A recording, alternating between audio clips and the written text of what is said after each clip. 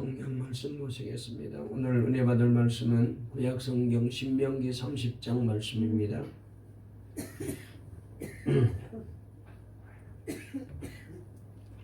구약성경 창세기, 출애굽기, 레위기, 민수기, 신명기 5번째 책인데요.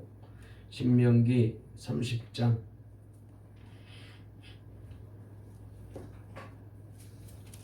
19절 말씀부터 20절 2절 말씀을 우리 함께 읽도록 하시겠습니다.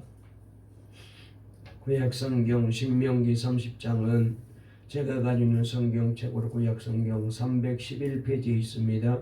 신명기 30장 19절 20절 2절 말씀입니다. 말씀을 다 찾으신 줄 알고 우리 함께 2절 말씀 읽도록 하겠습니다. 시작. 내가 오늘 하늘과 땅을 불러 너희에게 증거를 삼노라.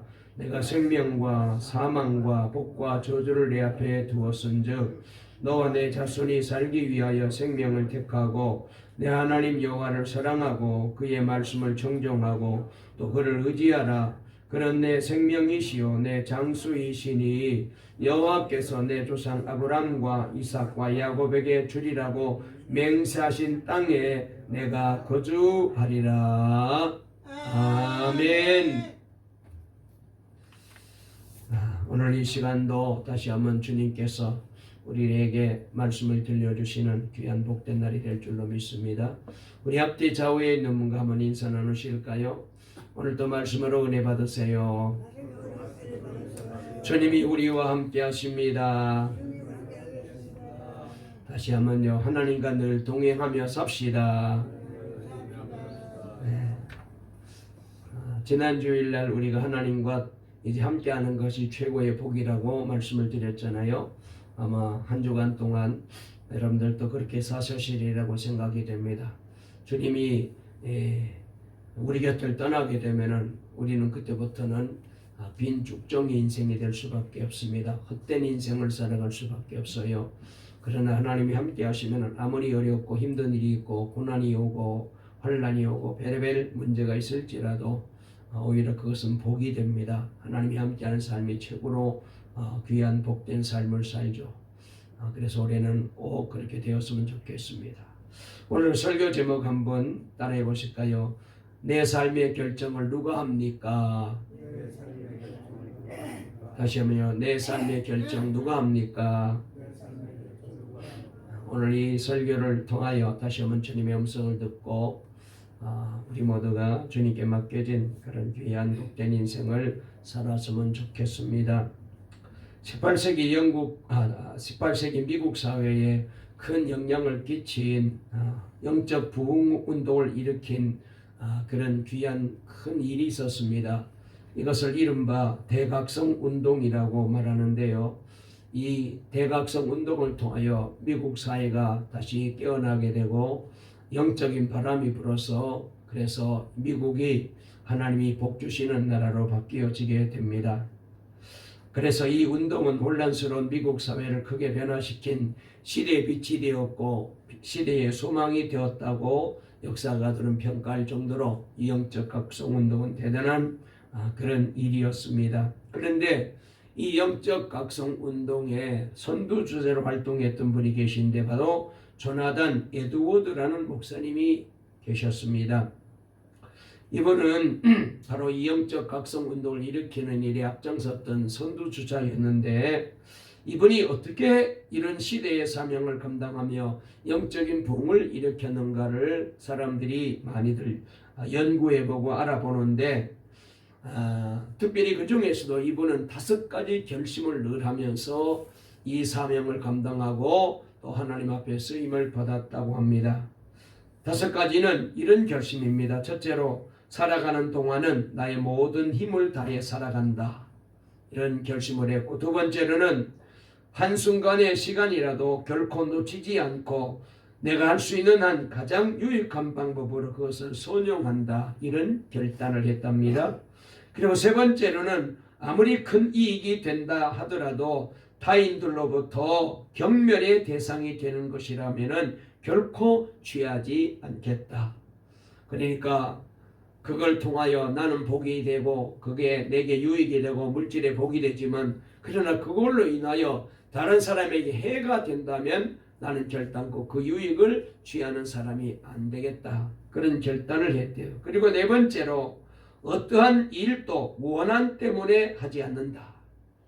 우리가 살다 보면은 사람과의 관계, 세상과의 관계에서 원한이 생길 수 있잖아요. 그래서 어떤 사람은 그 원한을 가지고 세상을 살아가는 사람이 있습니다. 그러다 보니까 폭력적이고 그리고 악을 조장하게 되고 세상을 시끄럽게 만들고 사람들을 불안하게 만드는 그런 일들이 있잖아요. 히틀러 같은 사람이 대표적인 그런 악한 이제 정치 지도자였고 그 피해가 고스란히 얼마나 많은 사람들에게 피해를 주었고 그리고 유대인들을 그렇게 많이 죽이는 엄청난 비극을 만들었잖아요. 그래서 어떠한 일도 원한 때문에 나는 하지 않겠다. 그런 결단을 했습니다. 그리고 마지막으로 내 인생에 있어서 마지막이 될지 모르는 좋은 기회라 하더라도 하나님 보시기에 안 좋은 일이라면 선택하지 않겠다. 이렇게 결단했답니다.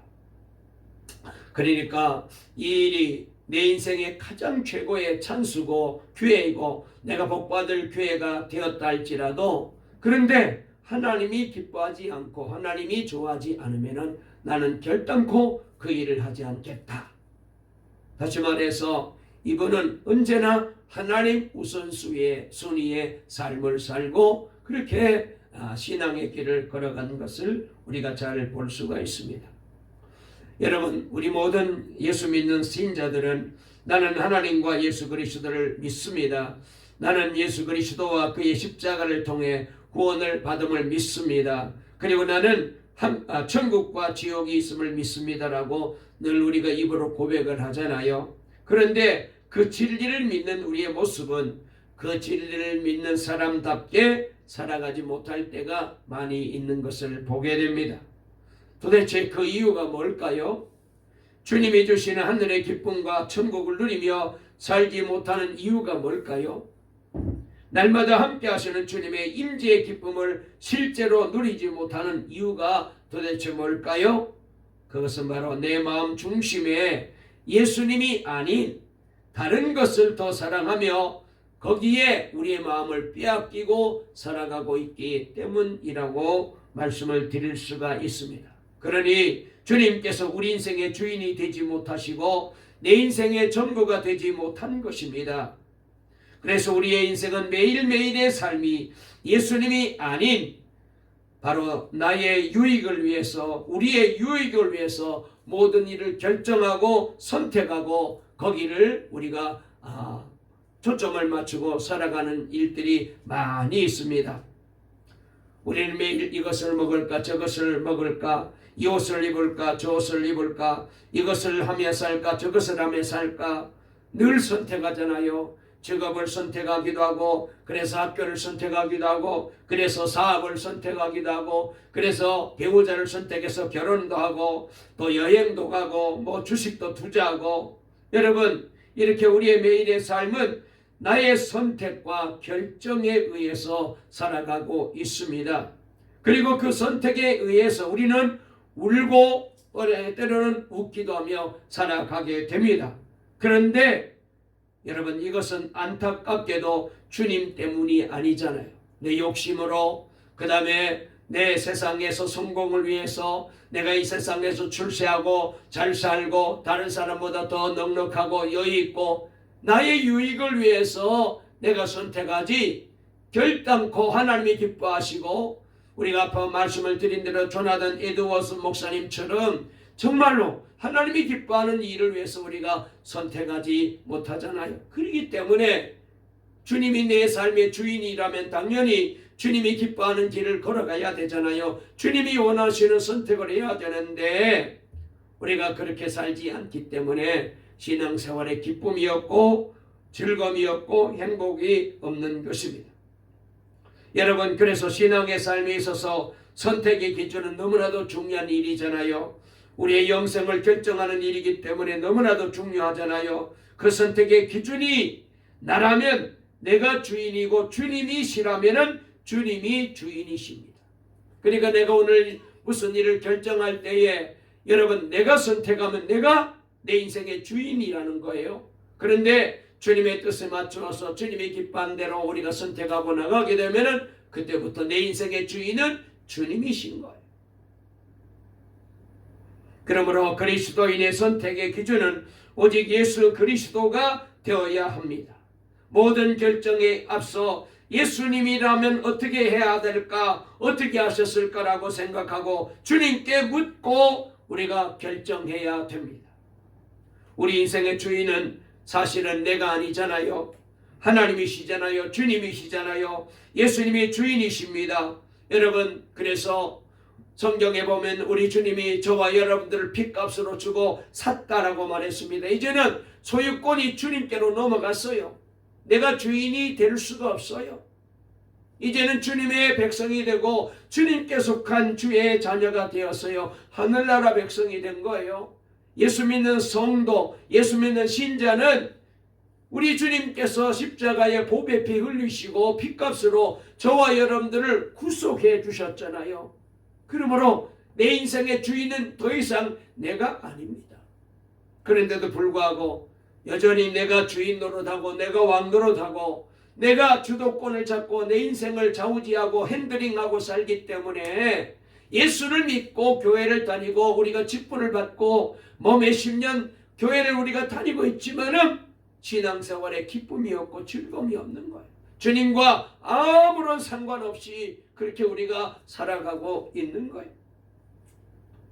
오늘 본문을 보게 되면은 이 말씀은 40년의 광야 생활을 끝내고 이제 드디어 곧 이스라엘 백성들이 요단강을 건너 가나안 땅에 들어갈 때가 되었는데 그때 하나님께서 마지막으로 이스라엘 백성들을 향하여 당부하시는 말씀이 오늘 본문의 말씀입니다. 뭐라고 말씀하시는지 우리 다시 한번 하나님께서 이스라엘 백성들에게 너희들이 광야에 들어가거들랑 가나안 땅에 들어가거들랑 이렇게 선택하고 살아라라고 하나님이 당부하는 말씀이 있는데요. 우리 다시 한번 본문으로 돌아가서 19절 20절 읽어볼까요? 시작. 내가 오늘 하늘과 땅을 불러 너희에게 증거를 삼노라. 내가 생명과 사망과 복과 저주를 내 앞에 두었은즉 너와 내 자손이 살기 위하여 생명을 선택하고 내 하나님 여호와를 사랑하고 그의 말씀을 청종하며 또 그를 의지하라. 그는 내 생명이시요 내 장수이시니 여호와께서 내 조상 아브라함과 이삭과 야곱에게 주리라고 맹세하신 땅에 내가 거주하리라.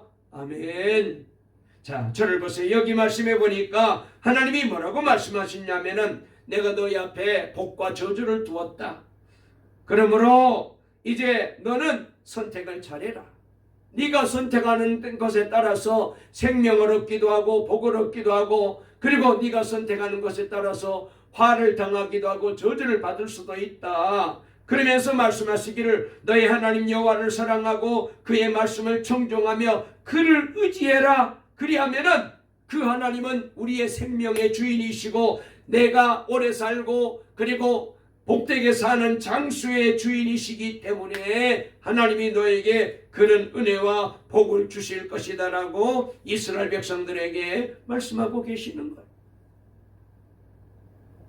한마디로 말해서 우리 하나님께서는 하나님을 인생의 주인으로 모시고 살아라. 내 모든 인생의 주도권을 하나님께 두고 살아라. 그렇게 하나님이 이스라엘 백성들에게 말씀하고 계시는 것을 오늘 우리는 여기서 잘 들을 수가 있습니다.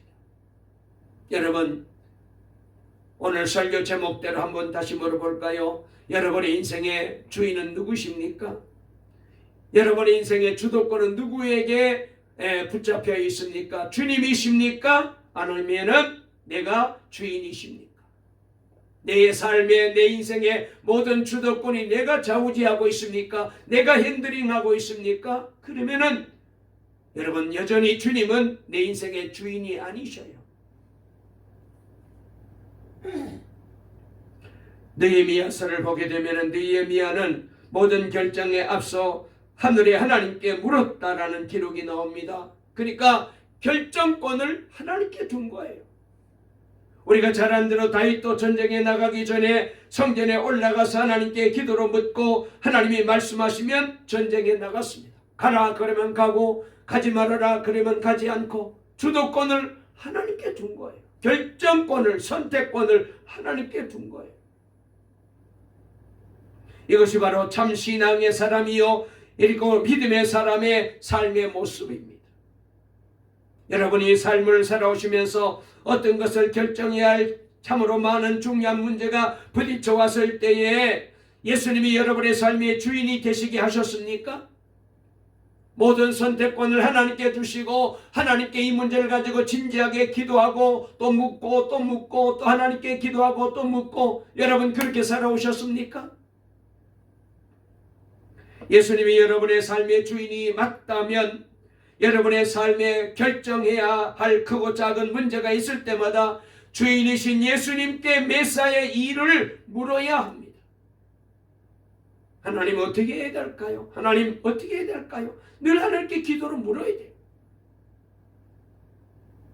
만일 주님이 없이 모든 일을 내 마음대로 결정하고 내 마음대로 지금까지 살아왔다면 예수님은 여러분의 인생의 참 주인이 아닌 거예요. 주님께서는 신앙에는 결코 두 주인이 존재할 수 없다라고 말씀을 하셨어요. 우리의 믿음이 실제가 되지 못하는 것은 우리 마음에 바로 이런 문제가 걸려있기 때문입니다. 그래서 예수님은 마태복음 6장 24절에 한 사람이 두 주인을 섬기지 못할 것이니 혹 이를 미워하고 저를 사랑하거나 혹 저를 중히 여기고 저를 경히 여김이라 너희가 하나님과 재물을 겸하여 섬기지 못하느니라 그랬어요. 여러분 우리 인생에 주인이 둘이 있을 수가 없다는 거예요. 하나님이 계시든지 안 그러면은 내가 주인 노릇하든지 안 그러면 물질이 주인이 되든지 두 주인을 섬길 수 없다는 거예요. 우리의 신앙생활에는 하나님보다 더 사랑하는 것이 결코 있을 수가 없습니다. 그런데도 우리의 삶에서 믿음이 실제가 되지 못하는 것은 하나님보다 내가 더 사랑하는 것이 내 마음 중심에 가득 차 있거든요. 그것이 자존심일 수도 있고 그것이 돈일 수도 있고 그것이 지식이나 사업일 수도 있고 그것이 명예나 권세일 수도 있고 그것이 사람일 수도 있어요. 주님 앞에서 다 포기해도 그것만큼은 내려놓고 포기할 수 없는 내 마음의 끝자락을 붙잡고 있는 그것을 내려놓지 않고는 주님이 내 안에 주인 되심과 생명과 기쁨이 되시는 참 실제가 될 수가 없어요. 그걸 내려놔야 돼요. 그걸 놓아야 돼요. 우리가 신앙의 기쁨과 주님을 섬기는 그 신앙의 맛을 느끼며 그리고 누리며 살지 못하는 가장 결정적인 이유가 뭐냐? 주님이 내 인생의 내 삶의 주인이 못된 거예요. 내가 주인이 되어서 내 인생을 자꾸 이끌어가니까 주님이 주시는 참된 기쁨과 행복과 은혜를 누리지 못하는 거예요. 신앙생활이란 내가 소중히 여기는 나의 모든 것을 내려놓고 포기하는 그런 내 자아와의 싸움입니다. 내려놔야 돼. 그리고 주님을 주인으로 섬기는 자리에 나가야 돼. 주님보다 더 사랑하는 것을 포기할 때 그때 비로소 하늘의 신령한 기쁨과 비밀을 맛보게 되고 은혜를 체험할 수가 있습니다. 그러므로 사랑하는 동광의 성도 여러분, 올해는 우리가 어떻게 하든지 모든 선택권을 이제까지는 내가 다 이제 주도권을 가지고 해왔다면 이제는 이 주도권을 우리 주님께 옮겨드리고 그리고 그 주님을 내 인생의 주인으로 모시고 우리가 이제는 무슨 일을 하든지 모든 일을 다 주님께 묻고 주님이 응답하실 때 주님이 답을 주실 때 그때 여러분 그 일을 감당할 수 있는 그런 귀한 철저한 예수님을 내 인생의 주인으로 모시고 살아가는 복된 새해가 될 수 있기를 간절히 주의 이름으로 축원합니다. 아멘. 그러셔야 돼. 안 그러면은 우리가 신앙생활 아무리 오래 해도 여러분 기쁘지 않아요. 행복하지 않아요. 이 땅에 사는 모든 사람은 자신의 삶을 살면서 어떤 경우에도 잊지 않는 한 가지 사실이 있습니다. 우리가 어디를 가든지 누구를 만나든지 무슨 일을 하든지 항상 잊지 않고 먼저 마음에 계산하는 것이 있습니다. 그것은 내가 가진 돈입니다. 요사이는 점점 이 돈이 더 우리 사람들에게 얼마나 큰 위력을 발휘합니까? 우리는 항상 어디를 가든지 누구를 만나든지 먼저 자신의 통장 속에 돈이 얼마나 있는지를 계산하고 나갑니다. 돈이 없으면 정말 아무것도 할 수 없는 시대가 되어버렸잖아요. 그래서 모든 사람들은 돈을 버는 일에 자신의 모든 지식과 재주와 온 힘을 다 쏟습니다. 여러분, 그런데 말이죠, 이것을 우리가 한번 신앙생활에 관련돼서 말씀을 드려볼까요? 신앙생활도 이와 똑같다고 말할 수 있어요. 그리스도인은 언제 어디를 가든지 누구를 만나든지 무슨 일을 하든지 항상 자신의 마음속에 잊지 않고 반드시 계산되어 있어야 할 것이 있습니다. 바로 예수 그리스도입니다. 어디를 가든지 누구를 만나든지 예수 그리스도를 계산해야 돼요. 그래야 그 사람이 참 믿음의 사람인 거예요. 그런데 우리는 신앙의 삶을 살아가면서도 너무나도 쉽게 주님을 잊어버리고 삽니다. 돈이 없으면 당장 굶어 죽는다고 생각을 하면서도 예수님이 없으면 죽는다고 생각하지 않잖아요. 돈이 없으면 걱정하며 불안해하면서도 예수님 없이 사는 것을 절대로 불안해하지 않아요. 염려하지 않습니다. 여러분, 아마 그런 경험 해보셨죠? 로또나 주식을 사면 그날부터 대박을 꿈꾸며 1등 당첨을 날마다 삼하며 살면서, 여러분, 나에게 생명을 주신 주님은 우리가 사모하지 않아요. 그런 간절함이 없어요. 그냥 돈만 많으면 예수님 없이도 얼마든지 살 수 있을 것처럼 우리는 그렇게 살아요.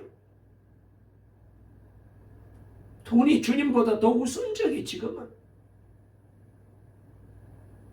돈이 주인이에요. 돈이 왕도로 타는 거예요. 물론 우리 교인들 중에는 이렇게 생각하며 사는 신자는 한 분도 없는 줄로 저는 믿습니다. 그러나 생각은 그렇게 하면서도 삶으로는 예수님 없이 사는 사람이 얼마나 많은지요. 그러나 그리스도인의 삶은 결코 이렇게 살 수 없습니다. 혹시 물고기가 물을 떠나서 살 수 있을지는 몰라도 성도는 예수님을 떠나서는 결코 살 수 없잖아요. 예수님과 함께 하지 않는 신앙생활은 없습니다. 예수님 없는 행복한 인생은 절대로 없어요. 돈 있으면 행복할 줄 아십니까? 가져보셨잖아요. 해봤잖아요. 살아봤잖아요. 행복하지 않아요.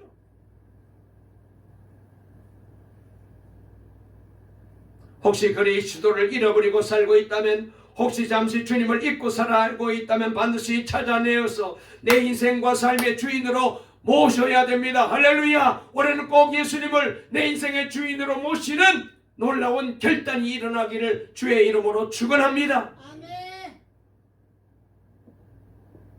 예수 그리스도는 우리의 생명이시기 때문에 그래요.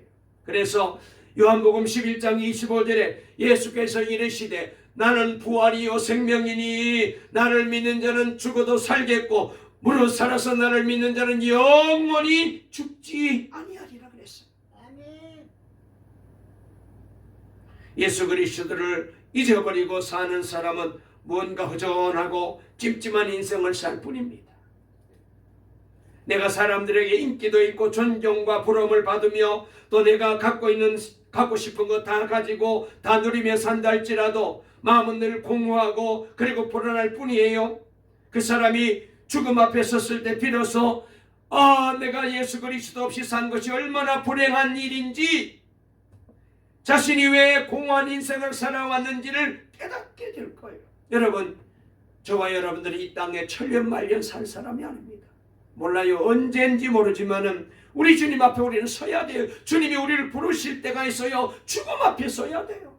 그때는 돈도 명예도 지식도 성공도 인기도 아무런 도움이 안 돼요. 오직 예수 그리스도 그분과의 관계가 내가 제대로 되어 있느냐, 영적으로 살아있느냐, 생명을 누리고 있느냐, 그것이 중요한 거거든.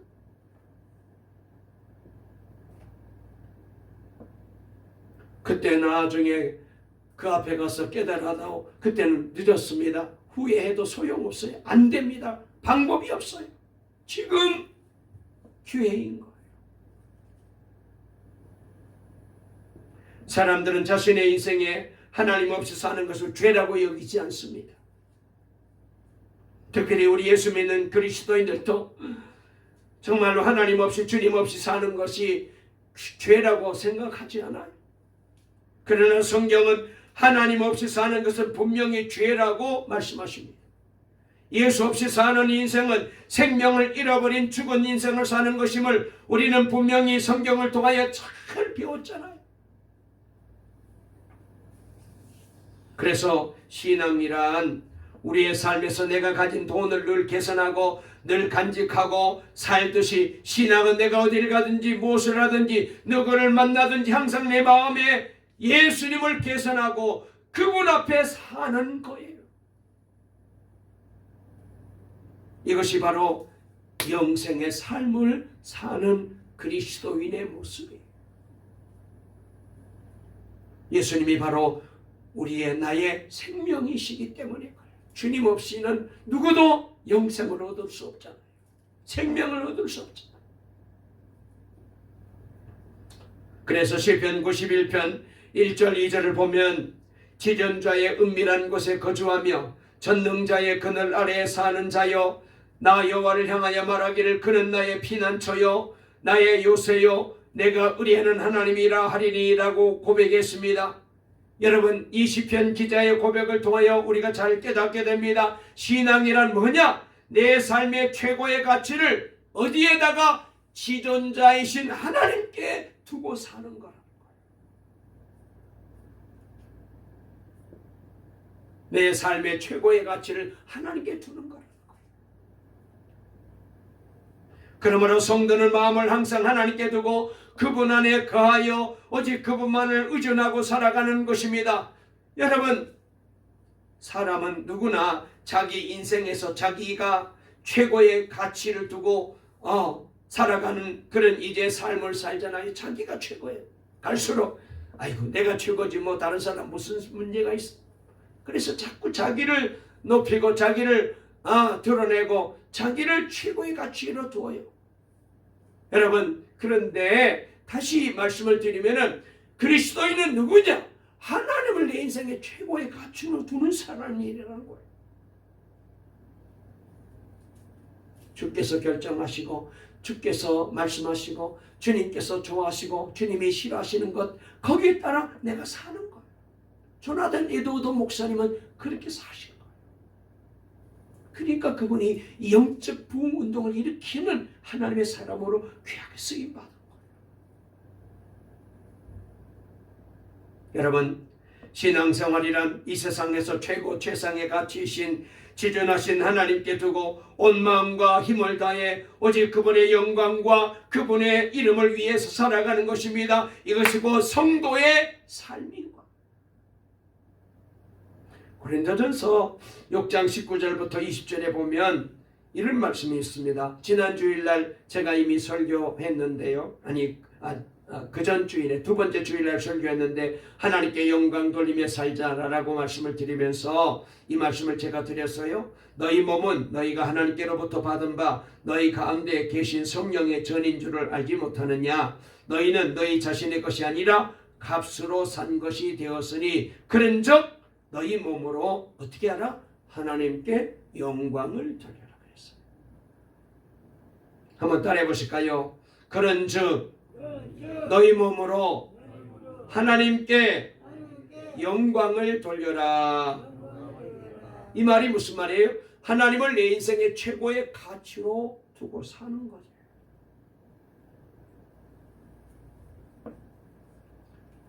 우리를 하나님이 값으로 샀대요. 핏값으로 우리를 구속해 주셨잖아요. 우리가 구원받은 것이 여러분, 내 공로로 된 게 아니잖아요. 우리는 아무런 구원받을 만한 자격이 없습니다. 무가치합니다. 전적으로 부패했어요. 완전 타락한 거예요. 하나님 보실 때 착한 구석, 선한 구석이란 0.0001%도 없어요. 그런 우리를 하나님의 자녀로 삼으실 때 어떻게 했느냐? 예수님을 십자가에 못 박아 죽이고 저와 여러분들을 살려낸 거잖아요. 이 은혜가 얼마나 큰지 우리가 너무 잘 알잖아요. 이제 우리는 삶이 달라야 돼.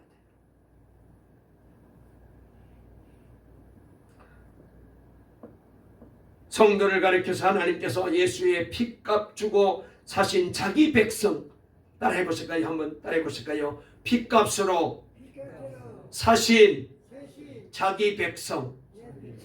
누구 백성이라고요? 하나님 백성이라고. 자기 백성 되게 만들어 주셨어요. 저와 여러분들을 하나님께서 당신의 백성으로 만들어 주셨어요. 피값으로 죽어섰어. 그래서 사도 바울은 디모데를 향해서 디모데전서 6장 11절에 이렇게 이제 권면합니다. 너 하나님의 사람아, 그렇게 불렀어. 너 하나님의 사람. 이제 예수 믿고 구원받은 저와 여러분들은 하나님의 사람이 된 거예요.